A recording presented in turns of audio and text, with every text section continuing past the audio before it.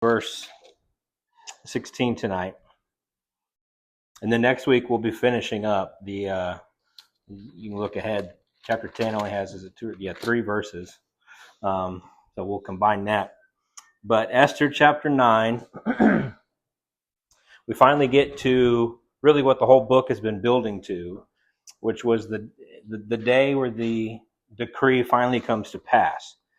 And so Esther 9 verse 1, it says, now in the 12th month, that is the month Adar, on the 13th day of the same, when the king's commandment and his decree drew near to be put into execution, in the day that the enemies of the Jews hoped to have power over them, though it was turned to the contrary, that the Jews had rule over them that hated them, the Jews gathered themselves together in their cities throughout all the provinces of the king Ahasuerus to lay hand on such as sought their hurt, and no man could withstand them, for the fear of them fell upon all people.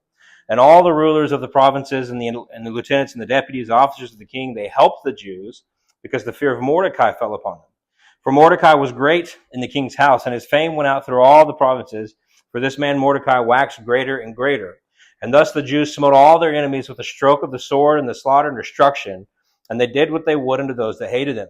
And in Shushan the palace the Jews slew and destroyed 500 men. Now verse 7 through 9, it lists these guys' names. I'm not going to attempt it because I'll just get it wrong. But you see in verse 10, it tells us these 10 men are the 10 sons of Haman, the son of Hammedatha, the enemy of the Jews. Slew they, but on the spoil laid they not their hand. And on that day, the number of those that were slain in Shushan the palace was brought before the king. And the king said unto Esther the queen, the Jews have slain and destroyed 500 men in Shushan the palace, and the 10 sons of Haman. What have they done in the rest of the king's provinces? Now, what is thy petition? And it shall be granted thee. Or what is thy request further? And it shall be done. And then said Esther, if it please the king, let it be granted to the Jews which are in Shushan to do tomorrow also according unto this day's decree, and let Haman's 10 sons be hanged upon the gallows. And the king commanded it so to be done, and the decree was given at Shushan, and they hanged Haman's 10 sons. For the Jews that were in Shushan gathered themselves together on the 14th day also of the month Adar, and they slew 300 men of Shushan, but on the prey they laid not their hand. But the other Jews that were in the king's provinces gathered themselves together and stood for their lives and had rest from their enemies. And they slew of their foes 70 and 5,000, but they laid not their hands on the prey.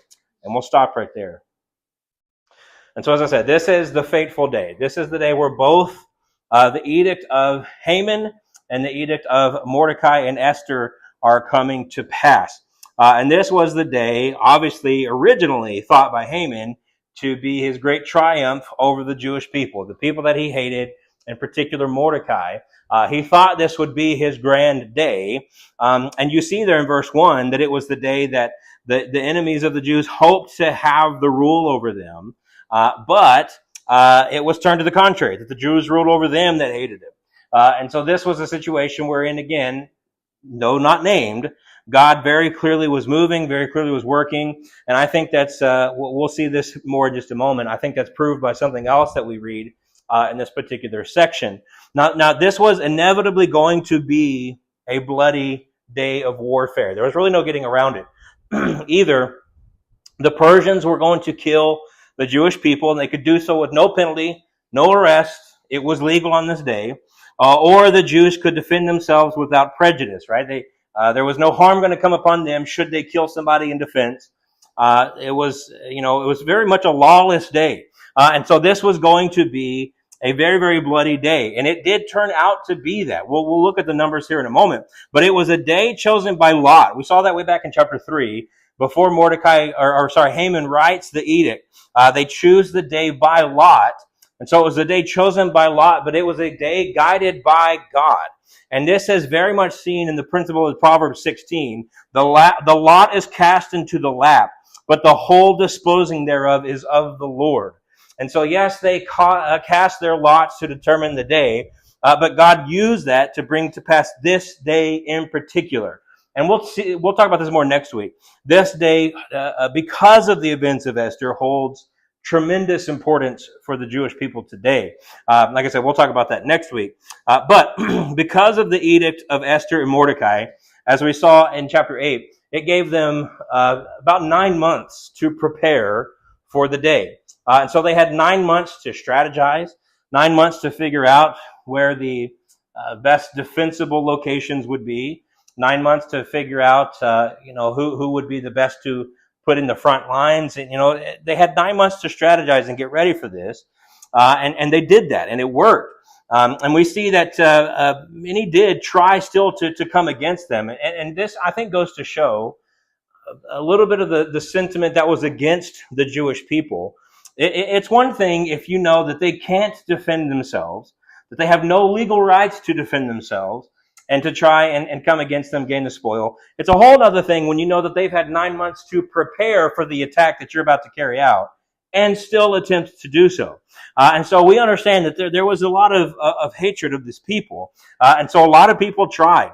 But they had support, and they had support from two specific arenas here. They had support from God, and they had support from man. Verse 2, at the end of the verse, it says that no man could withstand them. It says, for the fear of them fell upon all people. And so again, we have to make an inference here, as we've had to do several times in the book. But this is very reminiscent of the many, many times throughout the Bible, the Old Testament in particular, but at least once in the New.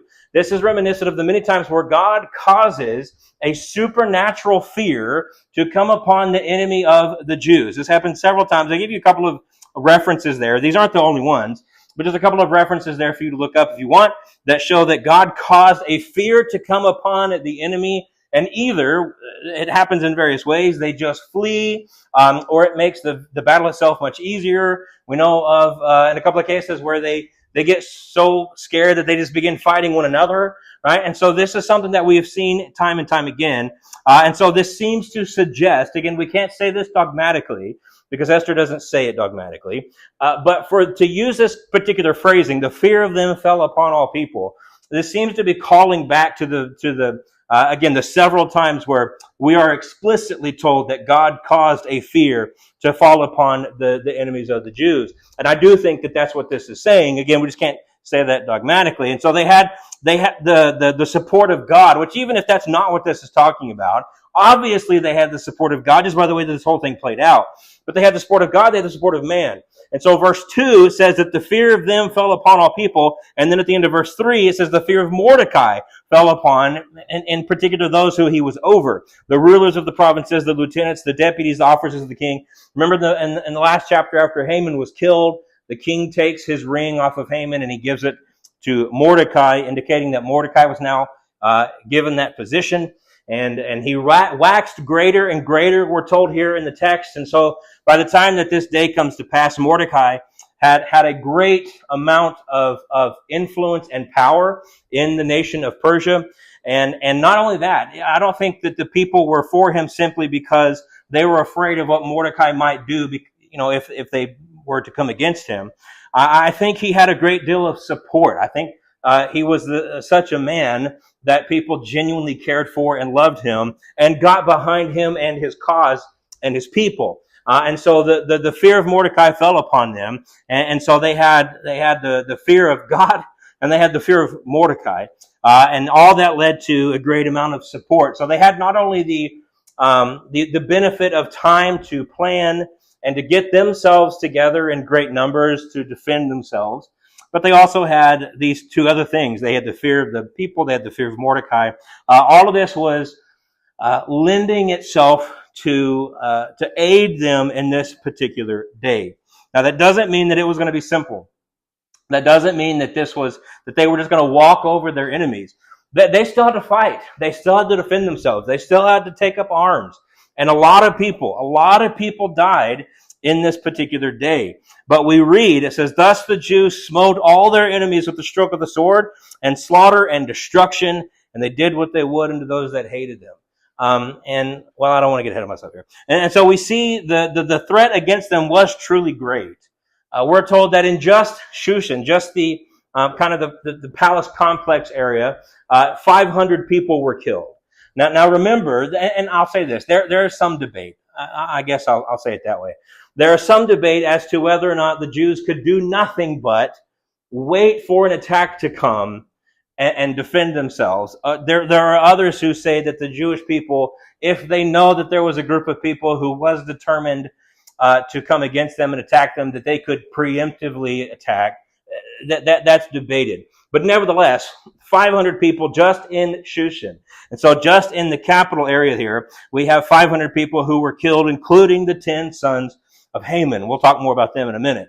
And so the number then, that 500 number is given to Ahasuerus, and he says, well, my goodness, essentially, if there's 500 here, how many is in the whole kingdom? And then he asks Esther, he says, now what is thy petition? And it shall be granted thee, or what is thy request further? And it shall be done. I do think it's interesting to note here that unlike the previous times, when Ahasuerus asked Esther, tell me what you want and I'll give it to you, every other time he's added up to half the kingdom. He does not say that here. It very well could be that he thinks, we've already done enough. If you have some other requests, small requests, that's fine. Or it could be that, by this point it's just a given. I have proved that I will do whatever you want me to do. But nevertheless, I just find it fascinating that he doesn't add that particular phrase here that he has used every other time. But he asked her, what do you want? And she gives two requests. She says, I want you to make it so that tomorrow, that in Shushan, that the Jews can do tomorrow according to what they did today. In other words, extend the edict in Shushan only, that it would go from this day and tomorrow. It would be a 2-day edict. And then secondly, she asked for Haman's 10 sons to be hanged upon the gallows. Now, Ahasuerus grants both of these requests. And the next day, there are another 300 people killed in Shushan. I'll talk about that here in a minute. But throughout the rest of the kingdom, we're told another 75,000 were killed. Now, I'll say this. There are some people who think, well, that number is too much. That this was probably a copyist error somewhere along the way. That number is way too high. It was probably really more like 7,000, not 75,000. Well, I looked up what the population of Persia was at this particular time, and it does vary, but the variations of the estimates are between 35 and 50 million people. 75,000 people would have been less than 1% of their population. There's no reason for us to think, well, 75,000 is a lot of people, thus they got this wrong. No, there was just a lot of people. And so it's well within the realm of reality that the number could have been that high. There's no reason for us to just say that number seems too high, thus the Bible is wrong, right? We don't have to do that, even though people seem to do that quite a bit. But throughout the rest of the kingdom, 75,000. That's not including the 800 that were killed in Shushan itself. Now, I want to say this. There are people who question, debate Esther's requests here. And so they'll say that the edict was carried out, the Jews were protected, a lot of people were killed. The fact that she would come to Ahasuerus and say, we need to do this for another day, and the fact that she would ask for Haman's sons to be hanged, even though they were already killed, she wasn't asking for them to be killed. They were already dead. She was asking for their dead bodies to be displayed. That's what she wanted. And so there are some people who say that she's taken this too far. And so the question is, was Esther being cruel and bloodthirsty, or were the things that she asked for necessary? Did the actions of those around her warrant her coming to Ahasuerus and asking for these things? And so I just want to look at these two very quickly. That they killed another 300 people. And also keep this in mind. When Esther asks Ahasuerus, I want you to extend this edict for another day, that only included the edict written by her and Mordecai. That did not mean, I want you to also extend the first edict written by Haman, which means that the 300 that they killed on day 2 were not protected by that original decree. And so the fact that they would see fit to take up arms and try to kill the Jews on the day after shows I would say, the necessary desire of Esther to ask for that edict to be extended for another day. And so, to me, this is not a bloodthirst. This was necessary. Esther showed great wisdom to ask for this to be extended for another day. And I want to add to that, 3 times in the first 16 verses here, we read it a while ago, 3 times it says, on the spoil they laid not their hand. They were not doing this because they just wanted to grab all the money and they just wanted to kill all the people. It definitely seems like the author is trying to tell us this was defensive. There were people, hundreds of people in the Shushan area, hundreds of people who wanted them dead so much that they were willing to take up arms after the edict had already expired. Right? And so they didn't even take the spoil. This was a defensive thing for them. And so this doesn't seem vindictive. This seems prudent. This was not bloodlust. This was survival. This was survival for the Jewish people. And so at the bare minimum, I think the fact that Esther asked for that edict to be extended for another day was pure wisdom on her part. That's what I think that was. Now, for the second aspect of this, placing Haman's sons upon the gallows. Now, why would she do that? Bear in mind also that this would not be an uncommon thing. You defeat your enemy in battle. You display their body, right? This was a way to showcase your victory, but not, and beyond that, it was a way to deter others from trying to do what they did, right? Essentially, look what they tried to do and look how it ended for them. If you try to do what they did, you will end up like they did, right? And so it was a deterrent. And again, this was not unheard of. This was quite common in this particular time. And I will add this, there is some biblical precedent for this. In Numbers 25, this is when the Israelites, let's just say, start sinning greatly with the Moabites. Okay? And so there's a lot of very grievous sin taking place. And God calls Moses. He tells Moses to kill every Israelite that was involved in what Numbers 25 calls the whoredom with Moab. And so he tells Moses to kill them. And then in verse 4, he tells Moses to take all the heads of the people and hang them up before the Lord against the sun, that the fierce anger of the Lord may be turned away from Israel. This wasn't some commander telling Moses to do this. This was God commanding Moses, take their heads and display them. Right? And so there is precedent for this. Now again, we're not told in the book of Esther that God told Esther to ask for Haman's sons to be put upon the gallows. We're not told that. And I'm not even making the claim that he did. What I'm saying is that there is precedent for this, and what we don't want to do is invoke our sensibilities of the 21st century Western ideology and say, well, Esther was just bloodthirsty, when this was well within keeping with how things were done at that particular time. She would have done this and nobody would have batted an eye. Nobody would have thought, whoa, Esther, watch out. Here, she's just bloodthirsty. No, that would have been just kind of par for the course at the time. And so that, again, we don't want to excuse sin, but what I'm saying is I don't think she was necessarily sinning in making this request. Again, we have a biblical precedent for it. And then furthermore, this calls us back, and I mentioned this several chapters ago, but this calls us back to the ancient feud between Saul and Amalek. And we understand Mordecai being a descendant of Saul, Haman being a descendant of the Amalekites. He's called an Agagite of King Agag of Amalek when Saul was told to wipe them out, and he did not do that. If you remember the story, in 1 Samuel, Saul was supposed to go wipe them out. He didn't do it. He comes back and he's talking to Samuel and he comes back and says, oh, we had a great victory. Everything went as God called us to do. And I've always loved this particular question. Samuel says, Saul, if you actually did what God wanted you to do, why do I hear the bleating of sheep? Mm-hmm. You were supposed to wipe them out completely, keep nothing. And yet Saul didn't. And so where Saul failed to wipe out the Amalekites, seems like Esther and Mordecai did. They finished the job. And so Spurgeon, he said, now it was God's intent that a last conflict should take place between Israel and Amalek.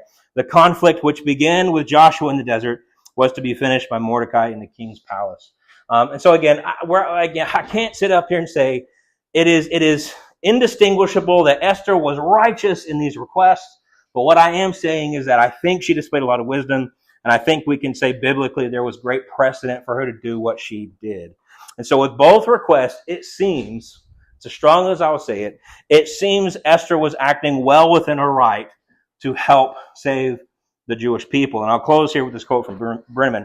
He says, this is the climax of the narrative, and it truly is. This is the climax of the narrative. The primary theme of the story is the survival of the Jews. A people in a foreign land like the Jews in Persia could never have survived without the grace and power of God. And yet God is still not mentioned explicitly. The deliverance of the Jews, however, is a theme throughout the Bible because God was their deliverer, and this incident is no different. And so again, this stands well within the canon of Scripture to show that God called this people, God protected this people. That's exactly what he did here in the book of Esther. His name does not have to be mentioned for us to see it so very clearly. And so in the